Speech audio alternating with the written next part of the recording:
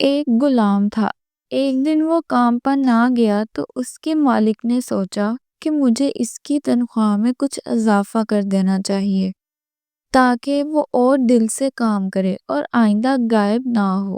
اگلے دن مالک نے اس کی تنخواہ سے زیادہ پیسے اسے دیے، جو اس نے خاموشی سے رکھ لیے۔ لیکن کچھ دنوں بعد وہ دوبارہ غیر حاضر ہوا تو اس کے مالک نے غصے میں آ کر اس کی تنخواہ میں کیا گیا اضافہ ختم کر دیا اور اس کو پہلے والی تنخواہ ہی دی۔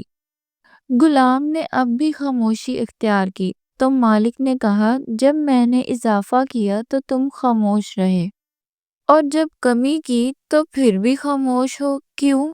تب غلام نے جواب دیا، جب میں پہلے دن غیر حاضر تھا تو اس کی وجہ بچے کی پیدائش تھی، اور آپ کی طرف سے تنخواہ میں اضافے کو میں نے وہ رزق خیال کیا جو وہ اپنے ساتھ لے کر آیا ہے، اور جب میں دوسری مرتبہ غیر حاضر تھا تو اس کی وجہ میری ماں کی وفات تھی، اور آپ کی طرف سے تنخواہ میں کمی کو میں نے وہ رزق خیال کیا جو اپنے ساتھ واپس لے گئی۔